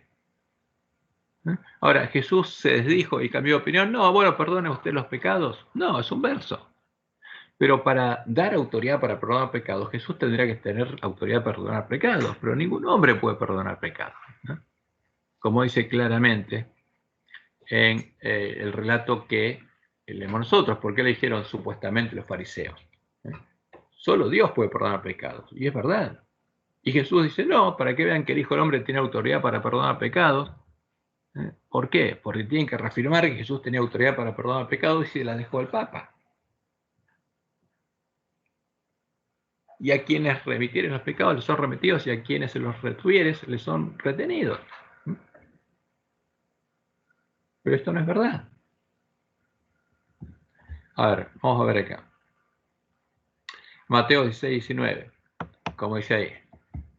Y a ti te daré las llaves del reino en los cielos, y todo lo que atares en la tierra será a todos los cielos, y todo lo que se atare en la tierra será a todos los cielos. Entonces, si vos perdonás, Dios tiene que perdonar. Si vos no perdonás, Dios no puede perdonar. Y, a ver, es una cosa de loco, pero está así. Está escrito. Mateo 18, 18, después le dice a los discípulos que también, de cierto os digo que todo lo que atéis en la tierra será todo en el cielo, y todo lo que desatéis en la tierra será desatado en el cielo. Otra vez os digo que si dos de vosotros se pusieran de acuerdo en la tierra, o sea, se reúnen en concilio y se ponen de acuerdo acerca de cualquier cosa que pidiereis, les será hecho por mi Padre que está en los cielos. No, mentira. Esto es mentira. Todo esto es mentira. Entonces, pero está en nuestras Biblias. Pero es mentira. Porque Jesús es claro. Sí. No, y la parte que dice perdonar 70 veces 7, algo así. Lo anulan con las respuestas mentiras. Entonces, ese es el problema. Entonces, cuando uno va al Apocalipsis, cuando ve las palabras de Jesús, ¿qué dice? Y también que cuando escribe, se llama la atención que busques a otro, y si no, que lo echen. Sí, ese es un proceso que establece la Inquisición. O sea, Jesús es el autor de la Inquisición. Ahora, escribe el ángel de la iglesia en Filadelfia. Esto dice el santo, el verdadero. ¿Por qué? Porque Jesús ya sabía que iba a haber uno falso. El que tiene la llave de David. Ahora, ¿quién la tiene? ¿El Papa o la tiene Jesús? Y es una sola. No son dos. Eso del cielo e infierno es un invento de los hombres, es pagano. Entonces dice, el que tiene la llave de David, ¿se le dio a alguien? No. El que abre y ninguno cierra, y cierra y ninguno abre. Ahora, ¿le dio alguna llave al Papa y a los discípulos para que ellos se aten para que perdonen los pecados? No, es un verso. Es un verso, es claro. Y cuando una persona recibe una ofrenda, o uno mismo recibe una ofensa, mejor dicho, de otra persona, según dicen, tenemos que perdonar esa ofenda a la otra persona. Y ahí engancho con lo que dije antes, ¿no? Perdonar 70 veces 7, ¿no? Eso es lo que, claro, entonces, porque Jesús le estaba enseñando que perdone a sus hermanos y que lo vayan a buscar. Ahora, si tu hermano peca contra vos y sabés que tu hermano, justamente si alguien pecó, es porque se desvió, anda a buscarlo. ¿Para qué? Para que sea salvo, porque como dice Jesús, mi Padre no quiere que se pierda ni uno de ellos. Y entonces Pedro le dice, ¿cuántas veces perdonaré a mi hermano? ¿Hasta 7? Diciendo, bueno, no, 70 veces 7. Pero después ese es el tema. Lo que dice para la iglesia. Sí, es un símbolo ese 70 veces 7. Entonces, ese es el tema. Entonces, como ya lo estudiamos nosotros, en nuestro manual de iglesia, ¿qué está? El mismo procedimiento que introdujo Roma en la Biblia, el que aplica Roma, el de la Inquisición. Y por supuesto, eso porque el ángel de la Odisea está ciego y no sabe lo que está haciendo, pero los lobitos sí. Entonces, ese es el tema. Nosotros tenemos que buscar y entender cuál es la verdad. Entonces, vamos a ver. Autoridad para perdonar pecados.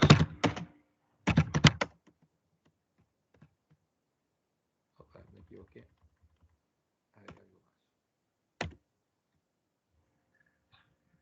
No, está en Mateo, el mismo, vamos a buscar en nuestra lección.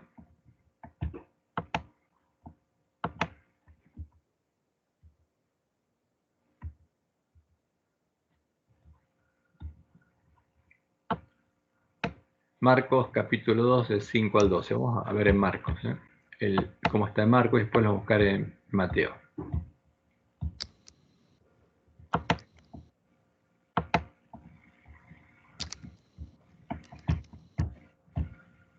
Marcos 2:5.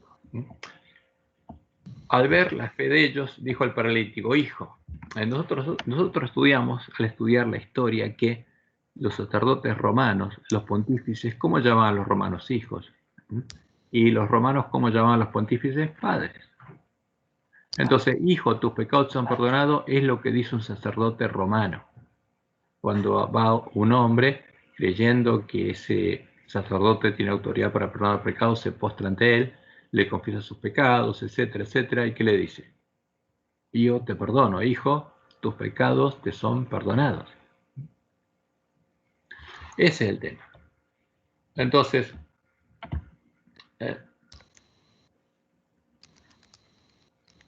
vamos a ver Mateo 9:2.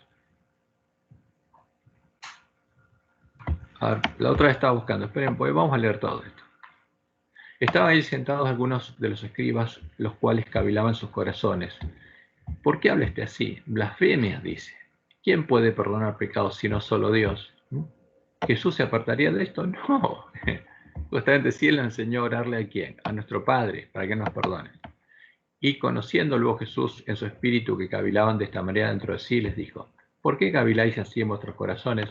¿Qué es más fácil decir al paralítico, tus pecados te son perdonados, o decirle, levántate, toma tu lecho y anda? Para que sepáis que el Hijo del Hombre tiene potestad en la tierra para perdonar pecados, dijo el paralítico. A ti te digo, toma tu lecho, levántate, toma tu lecho y anda. Entonces, ¿qué quieren reafirmar acá? Que el Hijo del Hombre tiene potestad en la tierra para perdonar pecados, o sea, ocupando el lugar de Dios. Pero como dice la Biblia, eso es lo que haría el hombre de pecado. ¿Jesús es el hombre de pecado? ¿Que se siente en el templo de Dios como Dios haciéndose pasar por Dios? No, esto es un pecado.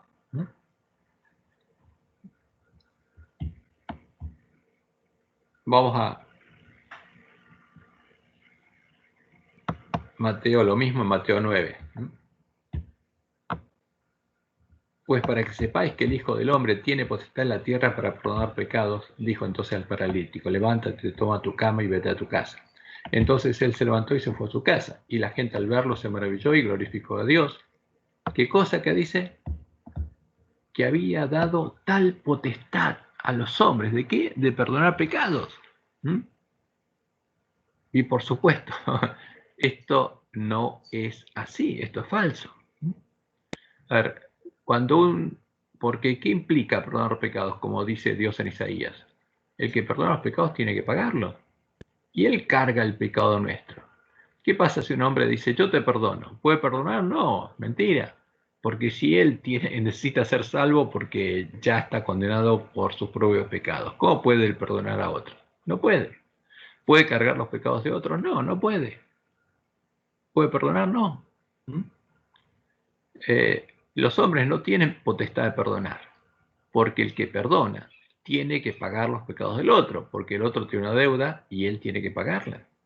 Y el único que puede pagar es Dios. Y el único que perdona nuestros pecados y lo carga en su santuario es Dios, y por eso el santuario tiene que ser purificado. Ahora, si los hombres perdonan pecados, ¿a dónde van a parar esos pecados? ¿Al santuario? No. Es falso, esto es una mentira. Porque esto es lo que Roma enseña, que había dado tal potestad a los hombres de perdonar pecados, a la iglesia, como un pastor nuestro predicó del púlpito, lo maravilloso que es Dios que le dio a la iglesia potestad de perdonar pecados. Mentira. Porque está hablando de la iglesia de Roma. Es mentira. Dios no le dio a nadie potestad de perdonar pecados. A los hombres. Eso es lo que dice Roma. Y todo lo que atan y todo lo que se desatan, etcétera, etcétera. Y bueno, son las cosas que introdujo Roma acá. Y hay que tener mucho cuidado. Por supuesto que Jesús sabía si el hombre que estaba el paralítico, estaba angustiado porque creía que sus pecados tenía esa condición. Y es probable, no sabemos porque no conocemos el original, que le haya dicho, no te preocupes, tus pecados te van a ser perdonados, ¿no? Levántate, toma tu lecho y anda. ¿Y qué pasaba cuando alguien se levantaba? Lo mandaba al templo a presentarse a los sacerdotes y a agradecer a Dios. Porque eso es lo que hacía Jesús siempre. Con los leprosos, ¿qué hizo? Los sanó y los mandó al templo. ¿Y a quién tenían que dar gloria? A Dios. Porque eso lo hizo Jesús siempre. Nunca buscó la gloria para él, sino a quién, para su Padre. Porque él vino a ejercer el ministerio de la reconciliación. Y nunca haría Jesús lo que hizo el hombre de pecado, sino esta es la justificación de lo que la Biblia, lo que Dios anunció que haría el hombre de pecado, que se sentaría al templo de Dios como Dios haciéndose pasar por Dios. Y Jesús no fue el hombre de pecado.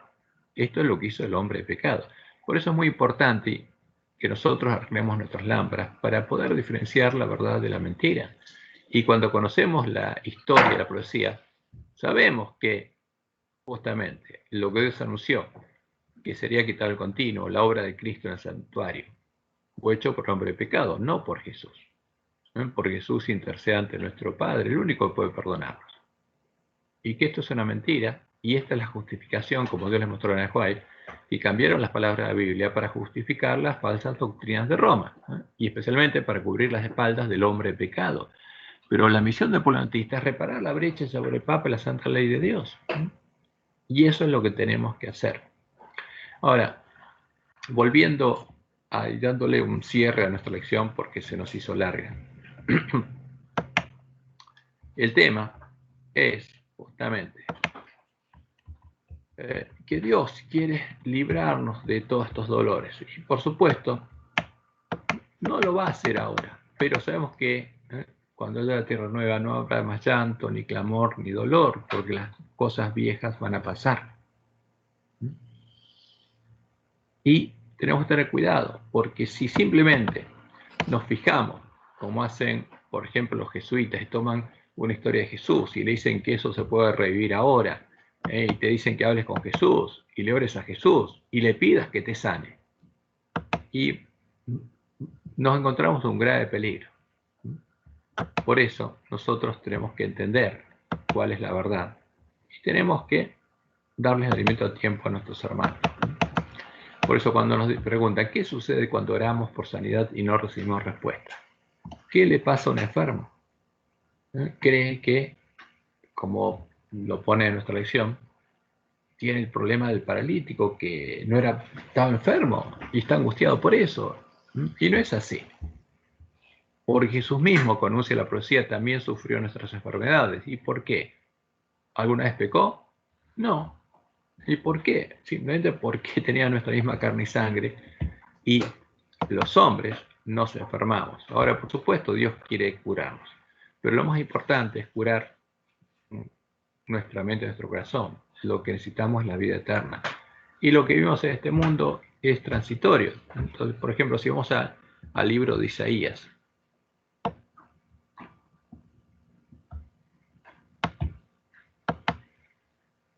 Vamos al capítulo 53. Que anuncia la profecía de Jesús. Y Isaías 53:3. Despreciado y desechado entre los hombres, varón de dolores, experimentado en quebrantos, y como que escondimos de él el rostro fue menospreciado y no lo estimamos. Ciertamente llevó él nuestras enfermedades. ¿Qué llevó? ¿Se enfermaba Jesús?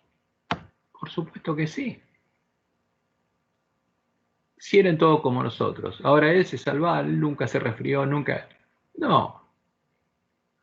Era como nosotros. Y sufrió nuestros dolores.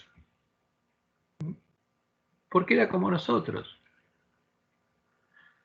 Pero lo importante es que, justamente, y sufrió cosas terribles que nosotros no tenemos que sufrir porque las sufrió por nosotros. Pero ¿qué pasa cuando alguien está enfermo? O descansa. Y nosotros tenemos que entender lo que pasa, porque para Dios lo más importante es nuestra vida eterna. Y como dice Isaías en Isaías 57:1, perece el justo, y no hay quien piense en ello, y los piadosos mueren. ¿Qué le pasa al piadoso y al justo? Mueren como los otros y se enferman como los otros. Y no hay quien entienda que de delante de la aflicción es quitado el justo. Ahora, como dice el Apocalipsis, porque algunos de los hijos de Dios van a morir durante el tiempo de angustia. Pero ¿qué va a pasar? De delante la aflicción es quitado el justo, pero sus obras con ellos siguen. Entrará en la paz, descansarán en sus lechos todos los que andan delante de Dios. Y eso es lo importante, nosotros entendamos cuál es nuestra misión, cuál es nuestro propósito, y que tengamos fe en Dios. Y no esperemos que Él haga milagros, porque el mayor milagro justamente es nuestra fe y el fruto que el Espíritu Santo, de la promesa del verdadero Espíritu Santo, va a producir en nosotros. Entonces, lo que tenemos que predicar es el verdadero evangelio y descansaremos. Y tenemos la esperanza de que, como vimos la señal de los tiempos, no va a pasar nuestra generación, pero no sabemos. Seguro que los más jóvenes van a ver la segunda venida, pero por ahí algunos nosotros, los más viejos, nos toca descansar. No lo sabemos. Pero lo importante es que tengamos fe y recibamos la promesa, como dice el autor de Hebreos. Seamos transformados a la imagen de Jesús y podamos recibir justamente el amor de Dios en nuestros corazones, porque esa es la mayor sanidad que podemos recibir. Después nuestro cuerpo, como el de Pablo, y quedó como estaba. Él, por medio de él, Dios sanó a otros, pero él se quedó como estaba. Dios le dijo que no lo iba a sanar. Pero lo importante, como él dice al final, he corrido la carrera, ¿no? Y he llegado al final. ¿Y qué le aguardaba? La corona por la que él estuvo esperando y teniendo fe. Y eso es lo que nosotros tenemos que esperar. Entrarán en la paz, descansarán en sus lechos todos los que andan delante de Dios. Y esa es la promesa de Dios. Jesús no estuvo exento de nuestros dolores y enfermedades. Y triunfó por la fe en Dios. Y lo mismo tenemos que esperar nosotros. Y si alguien descansa, si él ama a Dios, es lo mejor para él. Tiene que estar seguro que es lo mejor para él. Esa es nuestra esperanza. ¿Cuándo se completará el número de los mártires? Después del sellamiento del pueblo adventista, porque hasta que vamos a Apocalipsis 7, del 1 al 4. Después de esto había 4 ángeles en pie sobre los 4 ángulos de la tierra que detenían los 4 vientos de la tierra para que no soplase viento alguno sobre la tierra, ni sobre el mar, ni sobre ningún árbol. Vi también a otro ángel que subía de donde sale el sol y tenía el sello del Dios vivo, y clamó a gran voz a los 4 ángeles a quienes se le había dado el poder de hacer daño a la tierra y al mar, porque eso tiene que pasar, diciendo: no hagáis daño a la tierra, ni al mar, ni a los árboles, hasta que hayamos sellado en sus frentes a los siervos de nuestro Dios. Y oí el número de los sellados, siendo 44.000 sellados de todas las tribus de Israel. Estos son los sellados antes de que Dios empiece a soltar los vientos y haya daño a la tierra y al mar, antes de que suene la primera trompeta. ¿Y qué va a pasar después? Y bueno, como lo anuncia la profecía, y lo vemos en Apocalipsis 6, en los sellos, Apocalipsis 6:9, cuando abrió el quinto sello, porque el cuarto sello muestra la persecución de la iglesia primitiva, del pueblo de Dios, por medio de el uso del pueblo del Estado, por medio de las bestias de la tierra. Y eso terminó en 1798. Y cuando abrió el quinto sello, vi bajo el altar simbólicamente las almas de los que habían sido muertos por causa de la palabra de Dios y por el testimonio que tenían. Y clamaban a gran voz, diciendo: ¿hasta cuándo, Señor santo y verdadero, no juzgas y vengas nuestra sangre los que moran en la tierra? ¿Cuándo, Señor, va a llegar el castigo sobre la gran ramera? ¿Cuándo van a caer las 7 últimas plagas que están anunciadas? Y se les dieron vestiduras blancas y se les dijo que descansasen todavía un poco de tiempo, hasta que se completara el número de sus consiervos y de sus hermanos, que también habían de ser muertos como ellos. ¿Cuándo? Durante el fuerte pregón. Entonces, como Jesús lo anunció claramente en Mateo 24.